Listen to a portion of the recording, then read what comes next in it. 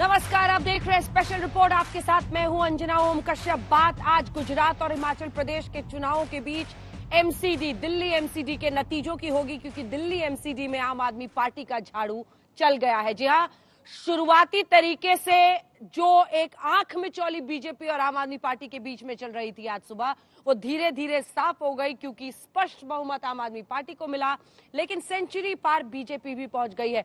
कई खास मेहमान हमारे साथ रहेंगे। अगले 1 घंटे में एक एक जगह का विश्लेषण हम करेंगे, बड़ी बातें भी आपको बताएंगे। लेकिन आइए सबसे पहले आपको दिखा देते हैं नतीजे, क्योंकि जो नतीजे आज आए हैं उससे आम आदमी पार्टी काफी खुश है, इस बात को लेकर बहुत आश्वस्त है कि वो आने वाले वक्त में एमसीडी के साथ साथ दिल्ली में कई जगहों पर बेहतरी की तरफ बढ़ेंगे। हालांकि वोट शेयर क्या इशारा कर रहा है तमाम पार्टियों का, ये भी आपको बताएंगे। सबसे पहले एमसीडी चुनाव के नतीजे 250 वार्ड में, जहां पर 104 सीटों पर बीजेपी अटक गई, तो 134 सीटें आम आदमी पार्टी को मिली हैं। और इधर आप देख रहे हैं कि कांग्रेस का क्या हाल हुआ है। कांग्रेस यहां पर 9 सीटों पर अटक गई है। तो कुल मिलाकर 134 ये जीत का दम भर रही है आम आदमी पार्टी। अरविंद केजरीवाल आए और सबसे पहले दिल्ली वालों से कहा आई लव यू टू। देखिए ये report.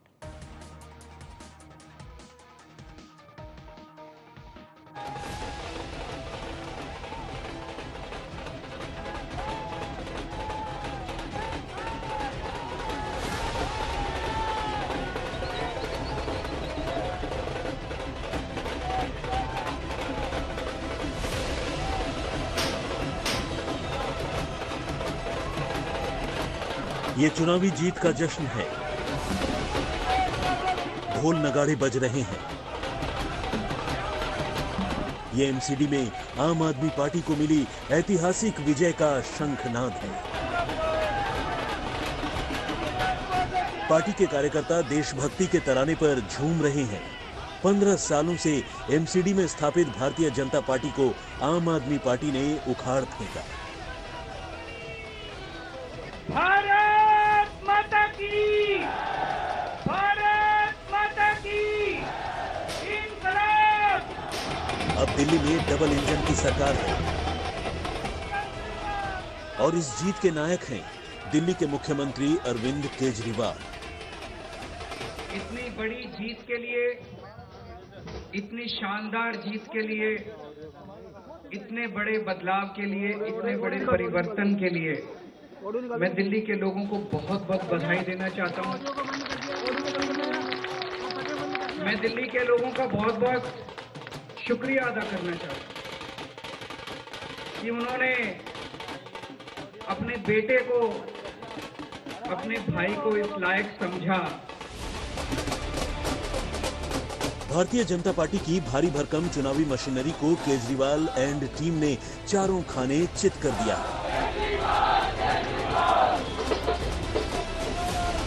I love you too. MCD में झाड़ू चल गई और 15 साल बाद एमसीडी की सत्ता से बीजेपी आउट हो गई। 250 सीटों में आम आदमी पार्टी ने 134 सीटें जीती, जबकि बीजेपी सिर्फ 104 सीटों पर ही जीत सकी।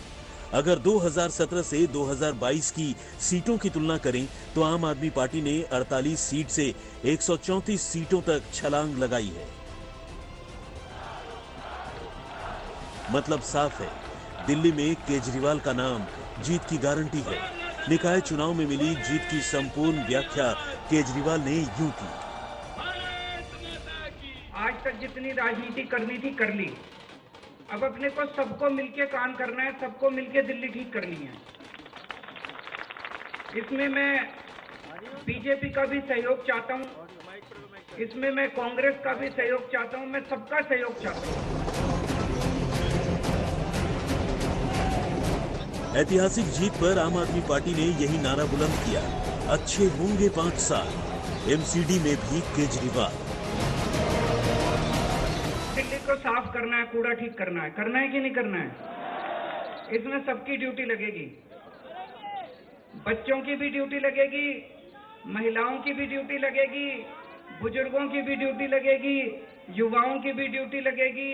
अकेले हमसे नहीं होगा। दिल्ली के 2 करोड़, अपना ये परिवार है ना, मैं बार बार बोलता हूँ, अपने दिल्ली के 2 करोड़ लोगों का परिवार है।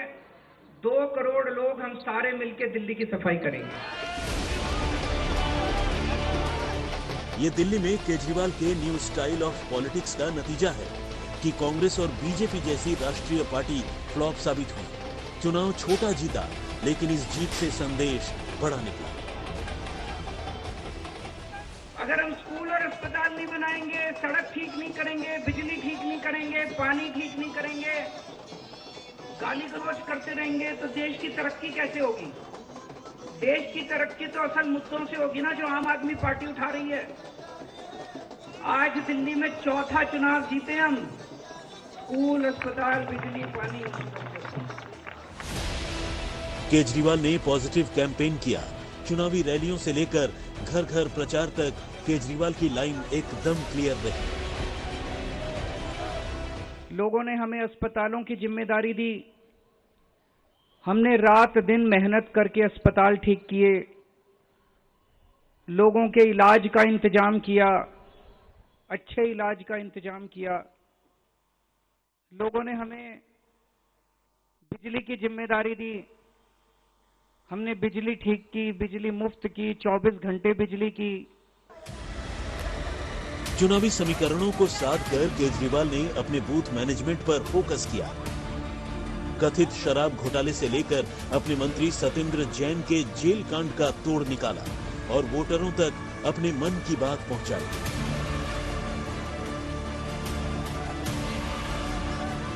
केजरीवाल ने इसे अपनी पार्टी की चौथी बड़ी जीत बताया और अपना फ्यूचर प्लान भी।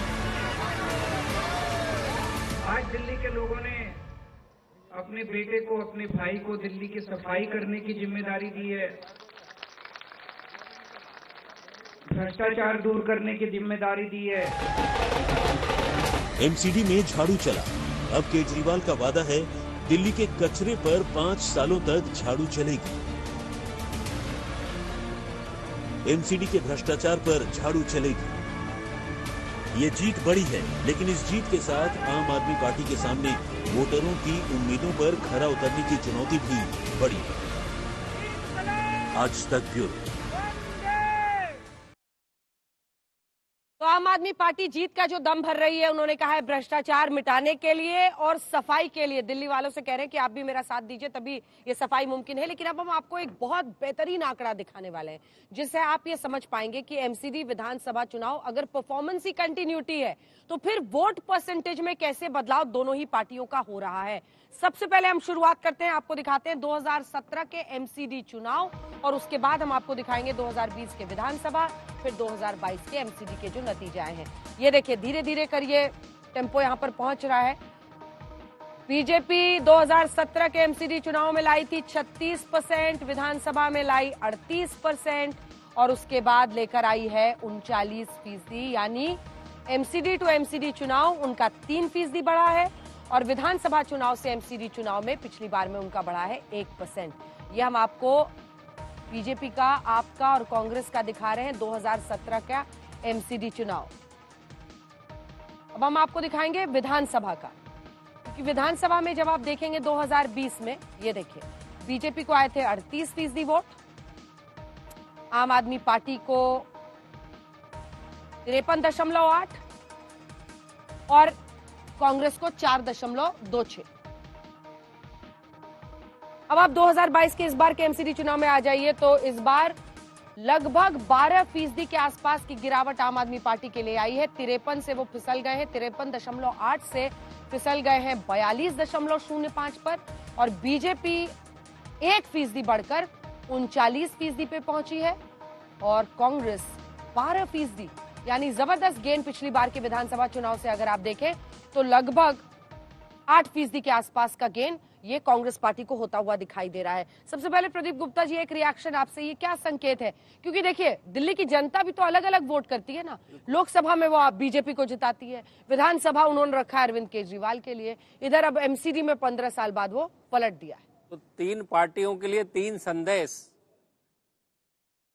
बीजेपी के लिए 15 साल का जो शासन था, उससे जनता ने उनको बाहर कर दिया और आम आदमी पार्टी को बिठाल दिया। ये बीजेपी के लिए क्लियर कट संदेश है कि अब आप बाहर जाइए और दूसरे किसी को राज करने दीजिए एमसीडी के अंदर।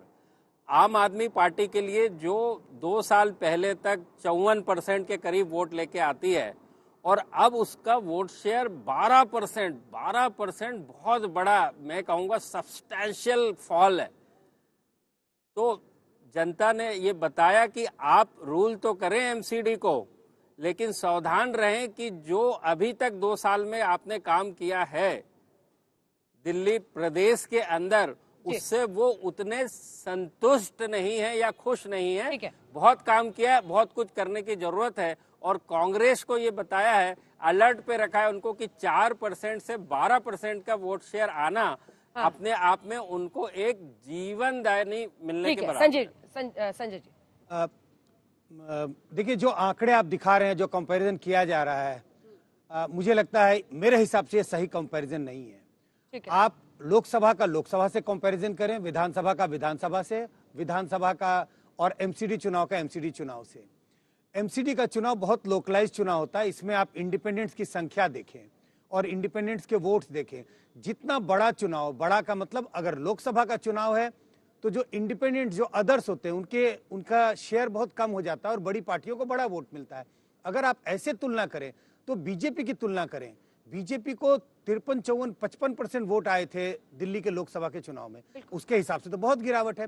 तो मुझे लगता है आंकड़े तो बिल्कुल, जो आपने आंकड़े पेश किए वो तो अपने आप में सच्चाई बयां करते हैं, लेकिन शायद कंपैरिजन सही नहीं है। नंबर्स तो नंबर्स हैं, लेकिन एमसीडी चुनाव में लेकिन ये कहना कि आम आदमी विधानसभा पार्टी, एमसीडी को नहीं, ये कहना, ये निष्कर्ष निकालना कि आम आदमी पार्टी का जनाधार खिसक गया है, मुझे लगता है ये थोड़ा मेरे हिसाब से सही नहीं है। ठीक है, चलिए, लेकिन आपको दिखाते हैं अपनी इस रिपोर्ट के जरिए अब, क्योंकि कई लोगों का यह मानना है कि अरविंद केजरीवाल जिस रणनीति के साथ दिल्ली में आगे बढ़ रहे हैं, उन्हें कदम दर कदम अब विधानसभा के बाहर एमसीडी में भी उसमें सफलता मिली है। आखिर कौन सा उनका दाव बीजेपी पर भारी पड़ा?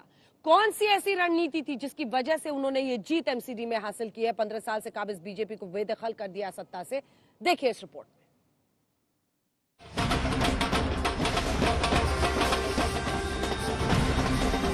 दिल्ली तो है हमारी, एमसीडी भी हमारी, जनता ने दूर कर दी बीजेपी की बीमारी।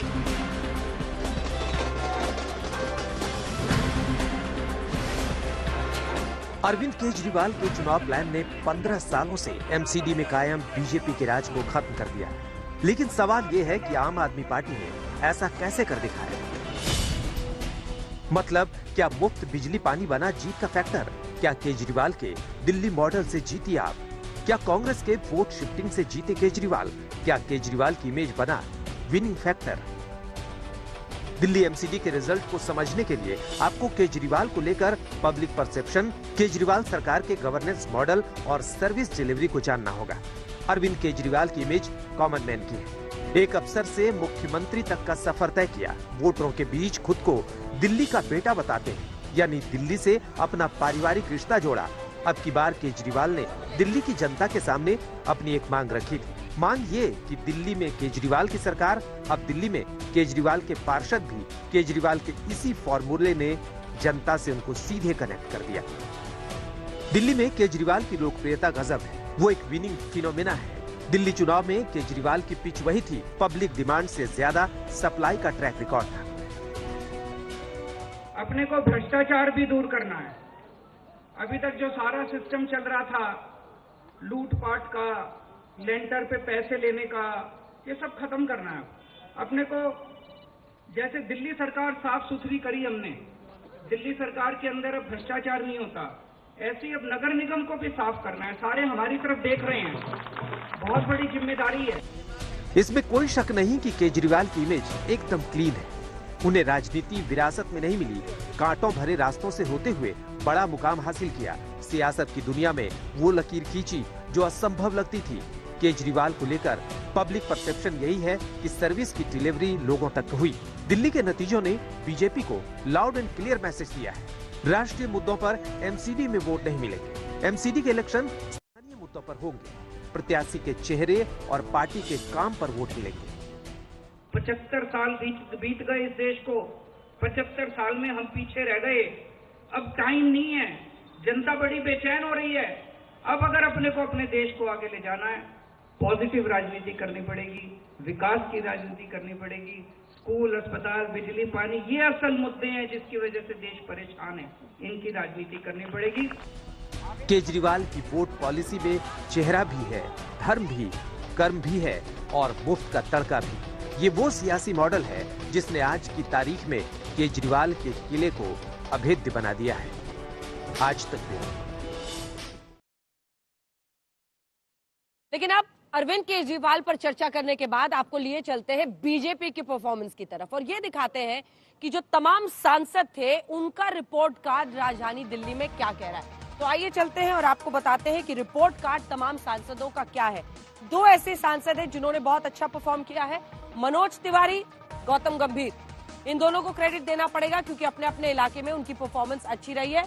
लेकिन हम रमेश बिदुड़ी से शुरुआत कर रहे हैं। रमेश बिदुड़ी, 23 वार्ड चले गए हैं आम आदमी पार्टी को इनके इलाके में, 37 है, 23 चले गए हैं, 13 बचे हैं बीजेपी के पास और 1 कांग्रेस पार्टी को गया है।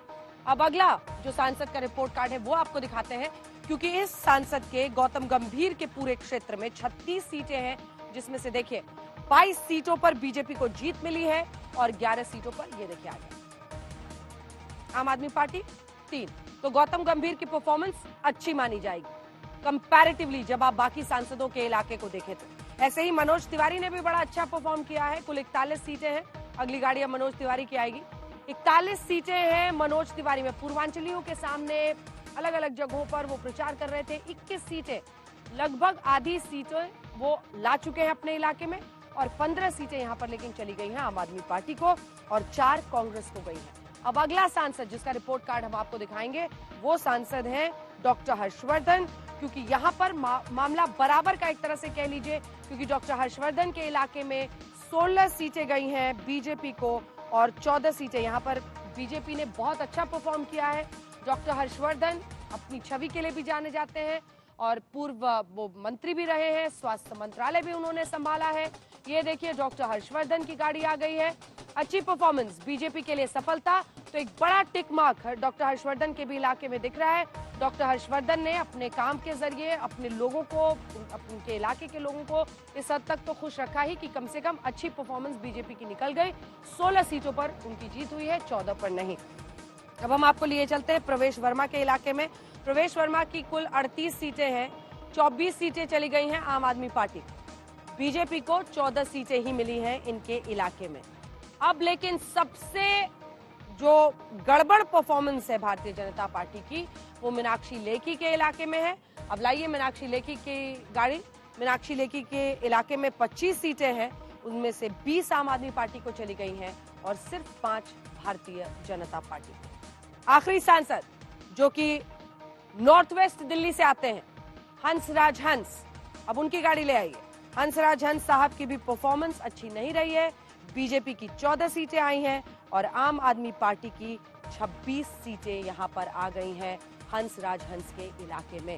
तो तमाम जो सांसद थे उनका रिपोर्ट कार्ड हमने आपको दिखा दिया है। अब आइए आपको सुनाते हैं ये खास बातचीत मनोज तिवारी से।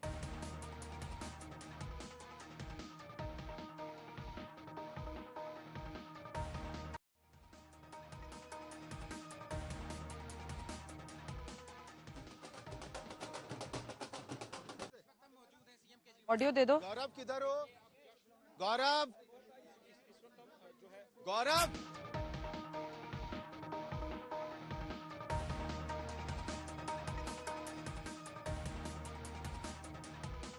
पर चर्चा कर लेते हैं। जो रिपोर्ट कार्ड रहा है उसमें आप देख रहे हैं मनोज तिवारी, गौतम गंभीर, डॉक्टर हर्षवर्धन, 3 इलाके ऐसे हैं जहां पर अच्छी परफॉर्मेंस रही है। ये रिपोर्ट कार्ड संजय जी आपके हिसाब से जरूरी है ये मापने के लिए कि जो सांसद हैं उनके इलाके में जनता क्या सोच रही है? एक कम से कम झांकने का मौका मिलता है। देखिए, पार्टी के नजरिए से देखें तो पार्टी इसका आकलन इस तरह से करेगी कि हमारे एमपी ने कितना काम किया उस इलाके में। लेकिन मुझे लगता है सिर्फ वही पैमाना नहीं है। पैमाना यह है कि वो जो इलाका है वहाँ का सोशल कंपोजिशन, वोटर का सोशल कंपोजिशन कैसा है, क्योंकि हमें मालूम है सोशल बेसिस के आधार पर किस तरह से जनता वोट करती है। जो अगर ऐसा इलाका है जहाँ गरीब और लोअर तबके के लोग ज्यादा रहते हैं, उसमें आम आदमी पार्टी का जनाधार ज्यादा है। तो अगर ऐसी कोई कंस्टिट्यूएंसी है, ऐसा कोई इलाका है, अगर हम आउटर दिल्ली की बात करें तो ऐसे इलाके हैं जहां पर आपको मध्यम वर्गीय या उच्च मध्यम वर्गीय के वोटर कम रहते हैं। उन इलाकों में आम आदमी पार्टी का प्रदर्शन ज्यादा अच्छा हो सकता है। तो ये पार्टी के लिए तो पैमाना है, लेकिन एक एनालिस्ट के तौर पे मैं इसे बहुत सीरियसली नहीं लेता। और बड़ी बात तो ये भी हो जाती है ना प्रदीप जी कि मोदी फैक्टर आता है। जब लोकसभा इलेक्शंस होते हैं तो यही जनता जो यहाँ अरविंद केजरीवाल को चुन रही है, अब एमसीडी में भी चुन लिया, वो नरेंद्र मोदी देश के प्रधानमंत्री के नाम पर, और ये कई राज्यों में ये स्थिति है कि विधानसभा में कुछ और, जैसे हमने देखा था वसुंधरा तेरी खैर नहीं, मोदी तुझसे बैर नहीं। बिल्कुल आपने सही कहा, और इसी के चलते हम एमसीडी के इलेक्शन जो है असेंबली से ज्यादा कंपेयर करने की कोशिश कर रहे हैं, क्योंकि आम आदमी पार्टी यदि जीती है तो उसका सबसे बड़ा कारण जो हमारे सर्वे में भी आया, अरविंद केजरीवाल के कारण। तो जब आप पाएंगे कि जैसे संजय जी ने कहा, सोशल बेस, सोशल समीकरण जो यहाँ इक्वेशन जो है वो इन तीनों लोकसभा में, जो कि चांदनी चौक, नॉर्थ ईस्ट दिल्ली और ईस्ट दिल्ली, जहां पे कि बीजेपी ने अच्छा किया है, आपको देखना पड़ेगा बीजेपी ने अच्छा इसीलिए किया है कि यहाँ पे कांग्रेस का प्रदर्शन अच्छा हुआ है। और कांग्रेस का प्रदर्शन क्यों अच्छा हुआ है? क्योंकि ये केवल 3 लोकसभा की सीटें हैं जहां पे कि माइनॉरिटी जो है, मुस्लिम समुदाय जो है वो 15% के आसपास है, बाकी चारों सीटों के ऊपर 5% के आसपास है।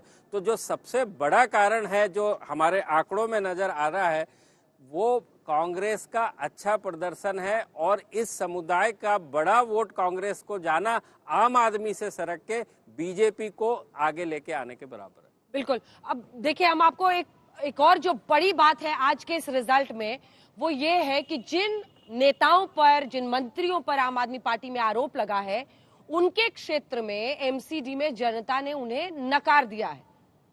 पटपड़गंज, मनीष सिसोदिया का इलाका, वैसे ही आप देख लीजिए, चाहे वो सत्येंद्र जैन हो, कैलाश गहलोत हो, ऐसे तमाम इलाके हैं। आइए आपको दिखा देते हैं अपनी ये रिपोर्ट कि क्या इन वजहों से भी जो आंधी की बात 230 का दम भर रहे थे अरविंद केजरीवाल, वो हो ना सका।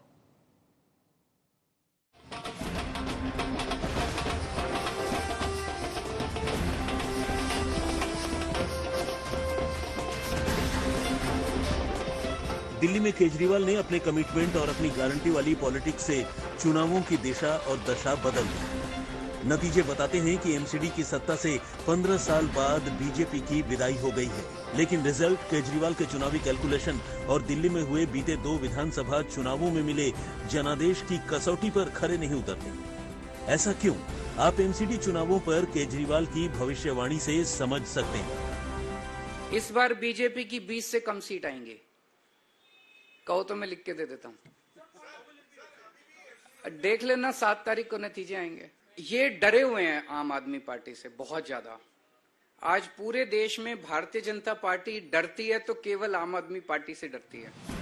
चुनावी नतीजों से पहले केजरीवाल ने दावा यही किया था कि जैसे दिल्ली के विधानसभा चुनाव और फिर पंजाब में क्लीन स्वीप किया था, ठीक वैसे ही एमसीडी चुनाव में बीजेपी को 20 सीट पर रोक देंगे और आम आदमी पार्टी के खाते में 200 से ज्यादा सीटें आएंगी।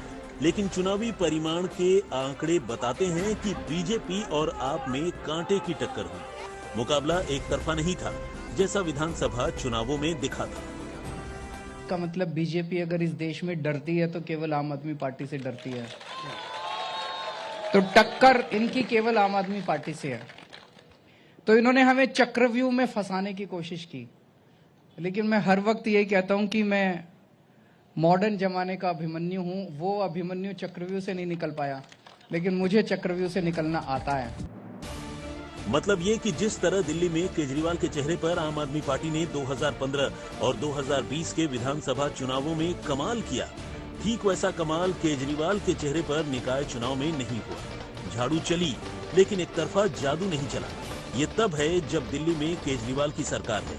चुनाव में केजरीवाल का चेहरा था, जबकि बीजेपी और कांग्रेस के पास दिल्ली में केजरीवाल को चुनौती देता कोई चेहरा नहीं था।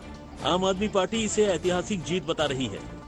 भाजपा के लोगों के मन में एक ही दर्द रहता था, कहते थे हमेशा कांग्रेस को हराया, कांग्रेस को हराया, कांग्रेस को हराया।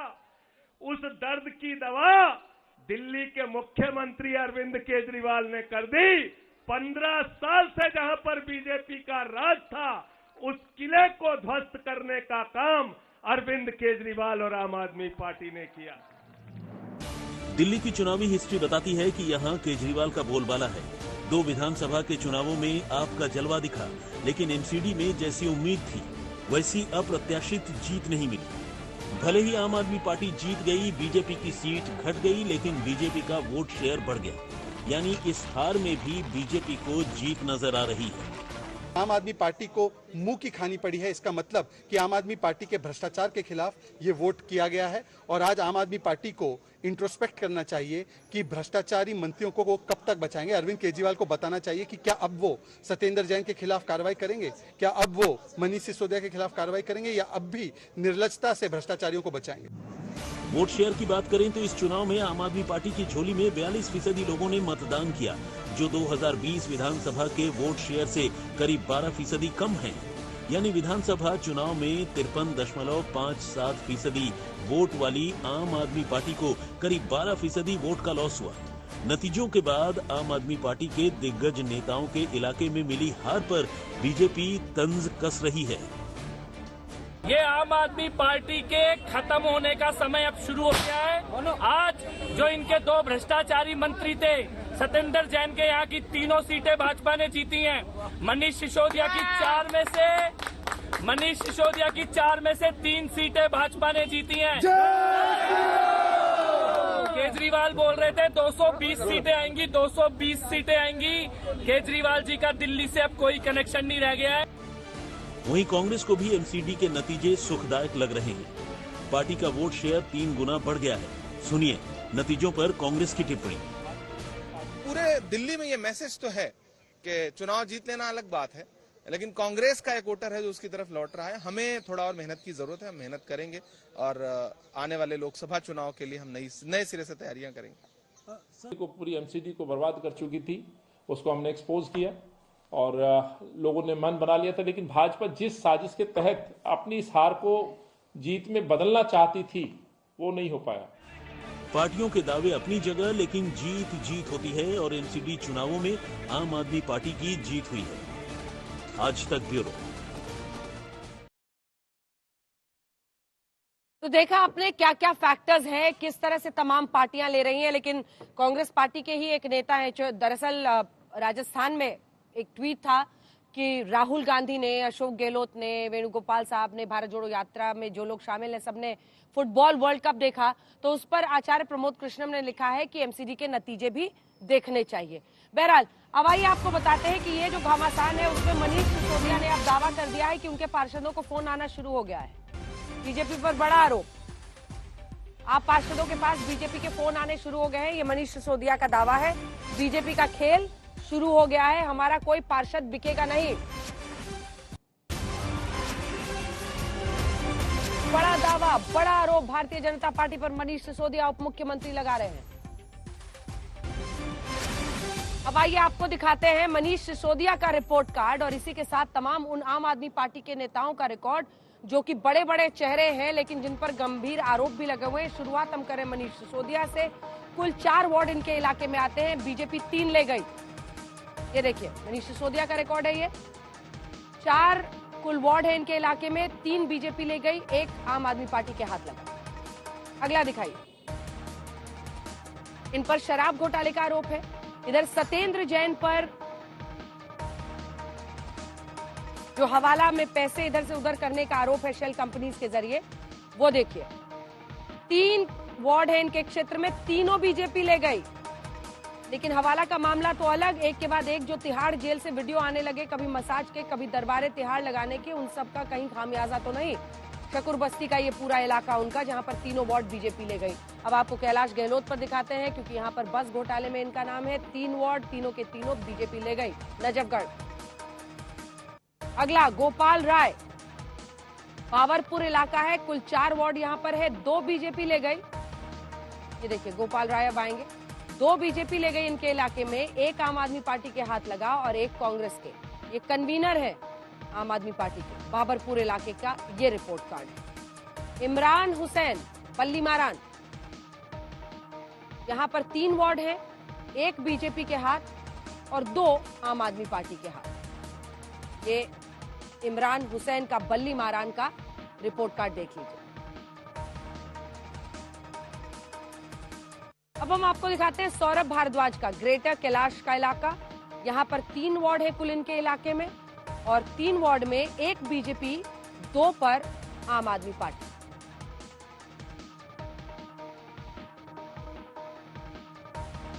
सौरभ भारद्वाज का ग्रेटर कैलाश इलाका, जहां पर वो विधायक हैं, वहां पर 3 वार्ड हैं, 1 बीजेपी ले गई है, 2 आम आदमी पार्टी के हाथ लगा है। अब अमानतुल्लाह खान का दिखाते हैं आपको ओखला इलाका। अमानतुल्लाह पर वक्फ बोर्ड घोटाले का आरोप है। कुल वार्ड 5, बीजेपी 2, आम आदमी पार्टी 1 और कांग्रेस के हाथ 2। तो बीजेपी और कांग्रेस ने तो 2-2 निकाल लिया, लेकिन इस ओखला इलाके में एक ही हाथ लगा है आम आदमी पार्टी का। तो ये हमने आपको आम आदमी पार्टी के विधायकों का, मंत्रियों का, जिन पर गंभीर आरोप लगे हैं, उनका भी रिपोर्ट कार्ड दिखा दिया है।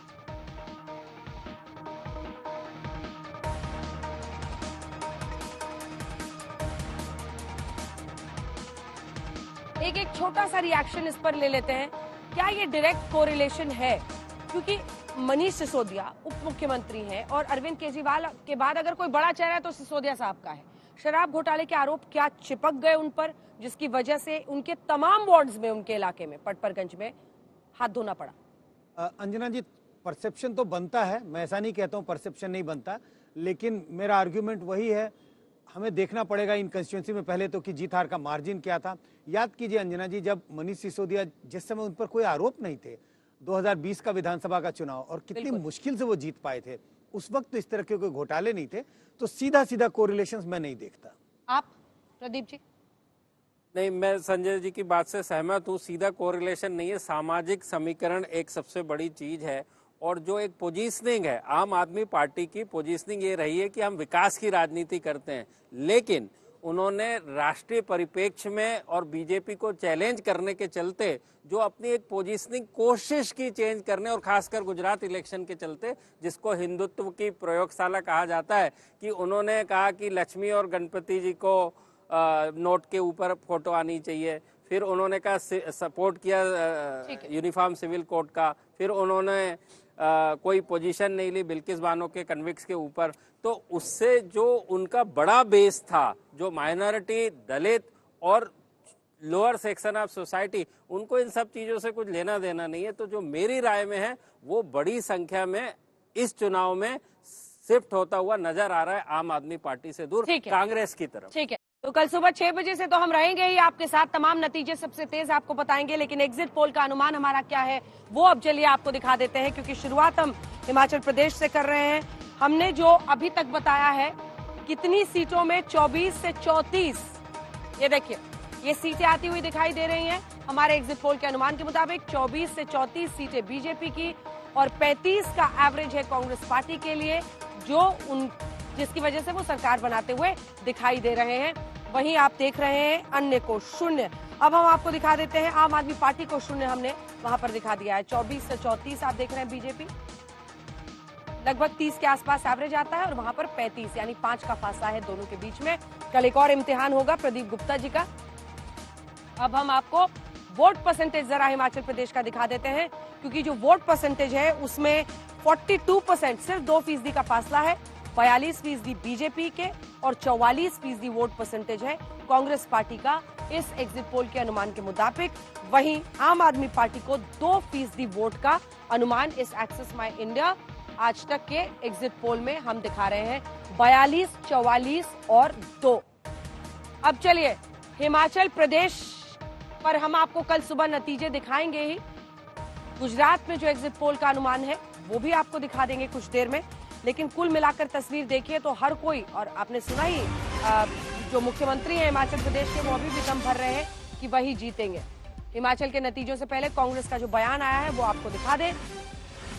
कांग्रेस नेता विक्रमादित्य का बड़ा बयान। विक्रमादित्य कांग्रेस एमएलए हैं और वो कह रहे हैं एमएलए नहीं बिकेंगे। विक्रमादित्य सिंह दरअसल वीरभद्र सिंह के बेटे हैं।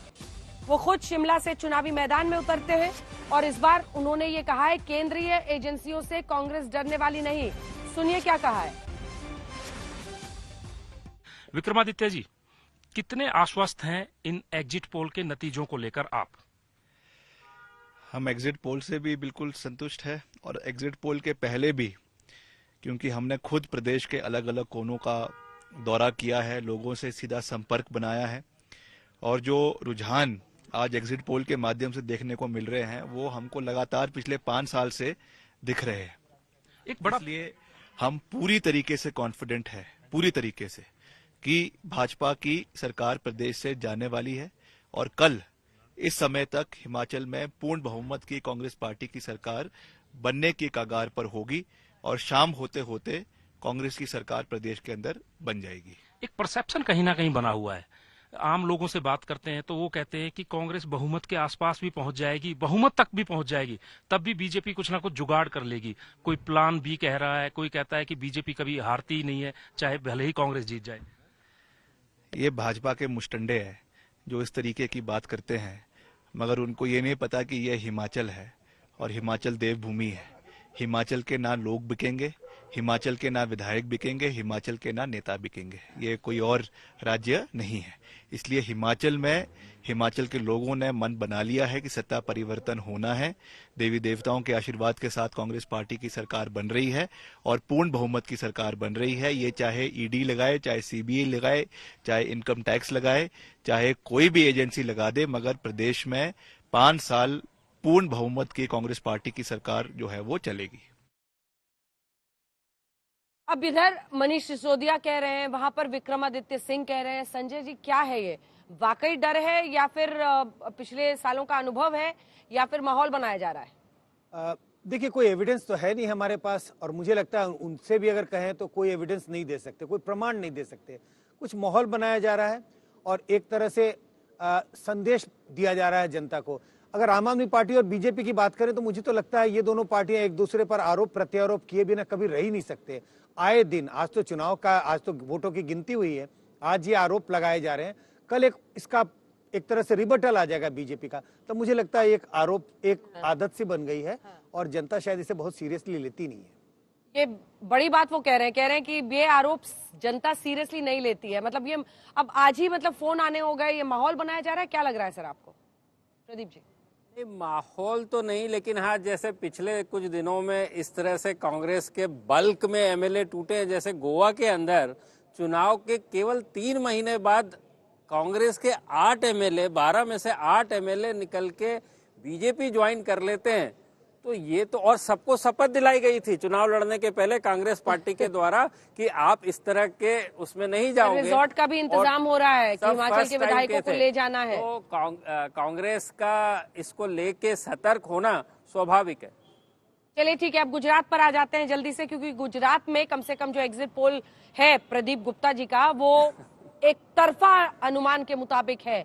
कांग्रेस हो, आम आदमी पार्टी हो, बहुत उम्मीदें उनके लिए नहीं दिख रही हैं, लेकिन बीजेपी इतिहास रचने की कगार पर अगर यही एग्जिट पोल के अनुमान नतीजों में तब्दील होते हैं, क्योंकि 151 के आसपास अपर एज दे रहे हैं, 129 और 151 के बीच में, यानी आप समझ लीजिए लगभग 140 सीटें भारतीय जनता पार्टी को इस एक्सिस माई इंडिया के एग्जिट पोल में है। वहीं पर कांग्रेस पार्टी 16 से 30 के बीच में सिमटती हुई दिखाई दे रही है, यानी लगभग 22 से 24 का एवरेज है।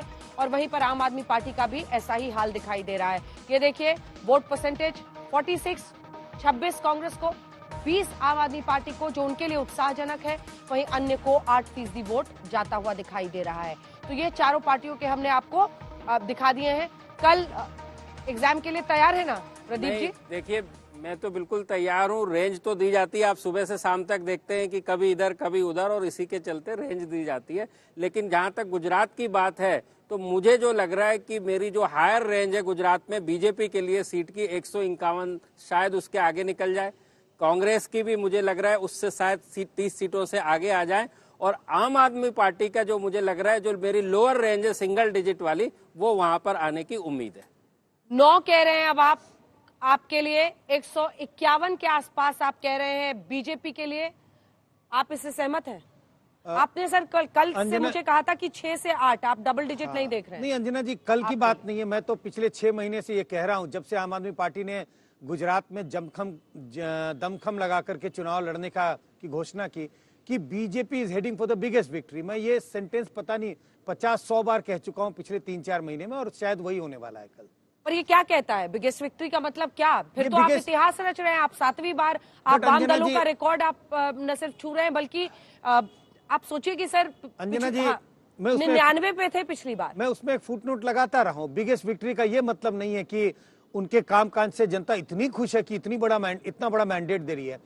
मैंडेट मिल रहा है, बीजेपी सरकार चुनाव जीत रही है, लेकिन इतने बड़े मैंडेट के पीछे ये जो वोटों का बंटवारा हो रहा है आम आदमी पार्टी और कांग्रेस के बीच में, उसकी वजह से आप देखिए लगभग वोट उतने ही आ रहे हैं। 48-49% वोट आएंगे। पिछली बार 48% वोट में 99 सीटें, इस बार 48% वोट में वो तकरीबन 140-150 का आंकड़ा छू रहे हैं। ब्रांड मोदी कितना बड़ा फैक्टर आपकी नजर में? बिल्कुल, ब्रांड मोदी के ही उनको इतनी बड़ी जीत दिला रही है। मैं शुरू से इस बात को कह रहा था कि ये चुनाव गुजराती अस्मिता का चुनाव था, गुजराती प्राइड का चुनाव था, और जिसको प्रधानमंत्री मोदी रिप्रेजेंट करते हैं। दिल्ली का चुनाव केजरीवाल के चेहरे पे लड़ा गया और गुजरात का चुनाव प्रधानमंत्री मोदी के चेहरे पे लड़ा गया। आपका इस पर क्या कहना है? मोदी फैक्टर बड़ा या वोट डिवाइड कर दिया आम आदमी पार्टी ने? जहां जहां पर देखिए तीसरी पार्टी मजबूत होती है कांग्रेस का, वहां पर, और एक बार कांग्रेस का सफाया जहां से हो जाए बहुत मुश्किल होता है वापसी। क्या आम आदमी पार्टी ने वोट काटे नॉन बीजेपी? नहीं, बिल्कुल ये ठीक है कि पिछली बार 49% वोट शेयर था बीजेपी का, जो अब हमारे सर्वे में 46 है, तो एंटी इनकम्बेंसी तो जरूर है। लेकिन उसके बाद कहानी ये है कि लोग बीजेपी का तो अल्टरनेट चाहते हैं लेकिन मोदी का नहीं चाहते। जब हमने सर्वे किया कि क्यों, तो वो केवल और केवल मोदी के नाम पे बीजेपी को इस बार वोट दे रहे हैं। उन्होंने ये बिल्कुल कहा कि परफॉर्मेंस जो है राज्य सरकार का उम्मीद के मुताबिक कतई नहीं है, लेकिन हम मोदी को नहीं बदल सकते, उनको नाराज नहीं। 24 के पहले बहुत बड़ा पुश नहीं होगा संजय जी? क्योंकि प्रधानमंत्री ने अगर इतनी ताकत झोंकी है, 4-4 रैलियां वो एक दिन में कर रहे थे, तो 24 के पहले गुजरात की मुहर बहुत बड़ी बन जाती है अगर ऐसी प्रचंड जीत, क्योंकि लगातार उनका 2002 से आप देखें तो नीचे की तरफ हाईएस्ट उनका 2002 में 127 सीटें थी, उसके बाद से लगातार गिरावट ही आ रही है। अगर ऐसा स्टीप राइज होता है तो ये एक्चुअली वी बन जाएगा।